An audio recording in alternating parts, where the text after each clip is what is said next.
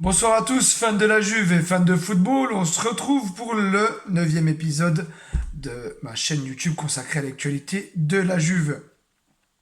On va débriefer aujourd'hui ce match contre Malmö, Malmö-Juventus, pour le compte de la première journée de la Ligue des Champions pour le groupe H. On était contents, tout le monde, tous les amoureux de football étaient devant leur télé, que ce soit pour le match de la Juve ou pour les autres matchs, bien évidemment. Je me doute bien que tout le monde n'avait pas les yeux figés sur le match Malmö-Juventus.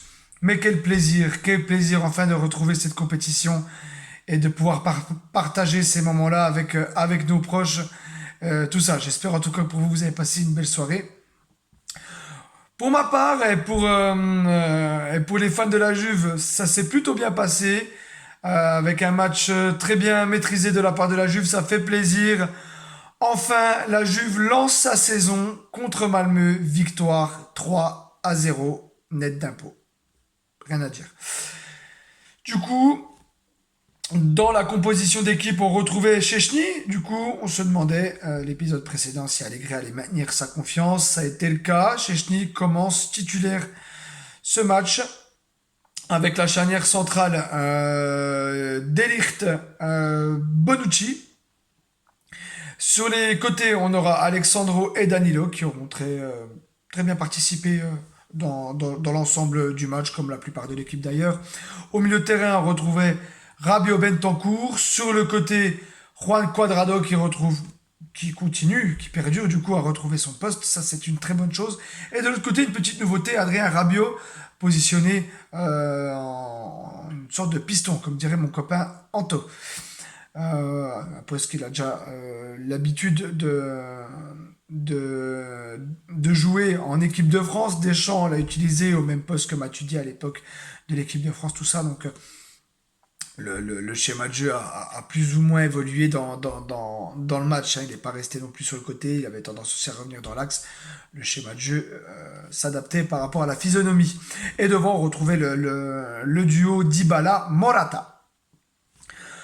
Début de match assez discret, les deux équipes vont plutôt se jauger, vont plutôt s'observer. Et à la 22e minute, sur un très bon centre, sur un énième centre de Juan Cuadrado, je ne sais plus combien j'ai vu de centres de Juan Cuadrado, de passes décisives de Cuadrado, arriver comme ceci. Un énième centre à la 22e minute, du coup, qui, dans un premier temps, est dévié par Bentancur. Et une tête plongeante vraiment à ras du sol de la part d'Alexandro. C'est parfait, ça fait 1-0. Et du coup, la Juve, au lieu de tomber dans ses travers à vouloir gérer le résultat, ne vouloir plus prendre de risques, au contraire, la Juve va se libérer complètement. C'est quelque chose vraiment qu'on n'avait pas vu lors des trois dernières parties, derniers matchs. Et on sent la Juve du coup qui prend confiance petit à petit dans cette partie. Et on les sent vraiment appliquer. Les phases de jeu, les joueurs se trouvent très facilement, combinent très bien. On ressort très bien le ballon depuis la défense. Bonucci reprend son rôle un petit peu qu'il avait eu à l'Euro, c'est-à-dire les transversales très bien maîtrisées de sa part, à chercher les attaquants en première intention. C'est vraiment, voilà, vraiment des belles choses qu'on a retrouvées hier. Et ça va se conclure du coup sur un très long ballon, justement que Morata va très bien contrôler à l'entrée de la surface. Le défenseur de Malmö l'agrippera en dehors de la surface, mais Morata tiendra équilibre quand même et obtiendra ce qu'il sera venu chercher dans la surface, c'est-à-dire un penalty, car la faute se termine dans la surface. Penalty pour la Juve à la 45e minute. On est quasiment à la fin de cette première mi-temps. Penalty transformé par la Joya Paolo Dybala, d'une manière un petit peu chanceuse, il faut le dire, mais du coup, on en reparlera après. Ça fait 2-0. Et dans la foulée, une Juve insatiable. 46e minute, une très belle combinaison, une passe de Rabiot entre quelques joueurs de Malmö. Paolo Dybala et Morata se trouvent en bonne position. Le ballon passe entre deux défenseurs et Paolo Dybala, ce qui profite à Alvaro Morata de reprendre le ballon, encore une fois, de manière chanceux, son intérieur du pied est pas très académique, mais ça vient faire poteau rentrant et ça vient faire 3-0 pour la Juve à la mi-temps. Je disais sur le but de Morata, une partie de chance.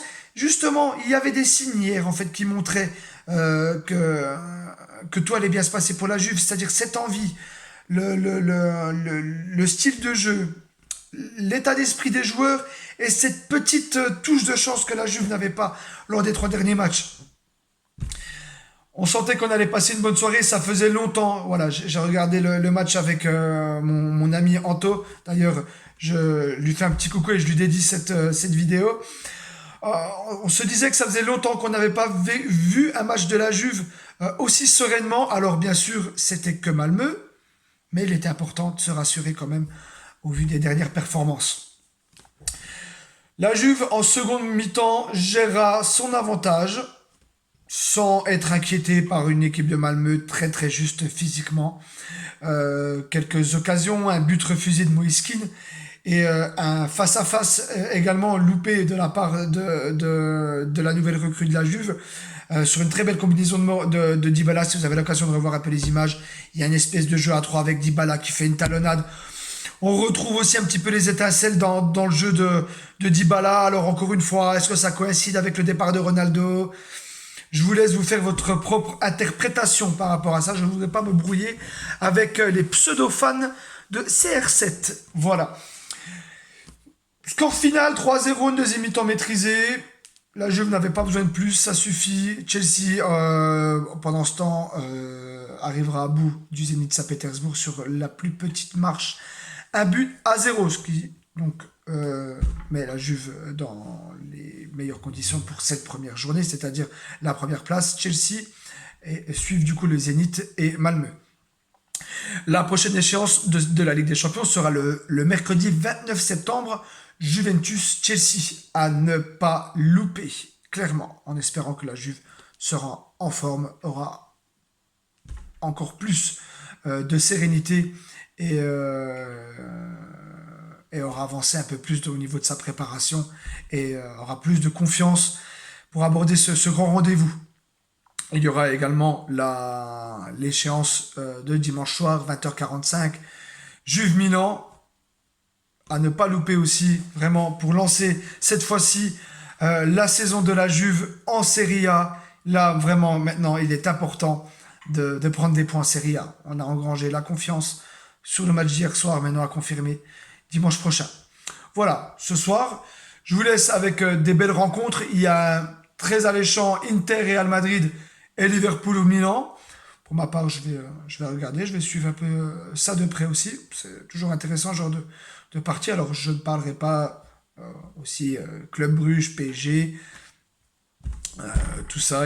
Voilà, c'est le but pour moi, c'est vraiment de prioriser la Juventus, les équipes de Serie A. Et bien sûr, moi je serai plus devant le match Inter-Real, Liverpool-Milan, qui sont deux grosses affiches, que Bruges-PSG. Mais bon, ça, je laisse ça pour les fans de Paris et les fans de Messi, Mbappé, Neymar et consorts. Il est temps pour moi du coup de vous laisser. Je rappelle du coup pour ceux qui ne sont pas encore abonnés de vous abonner à ma chaîne et de mettre un petit pouce bleu sur cette vidéo. Je vous remercie. Je vous souhaite une belle fin de semaine à vous. Et on se retrouve très vite pour le débrief de Juve Milan dès lundi prochain. Voilà. Merci pour vos conseils, merci pour votre soutien.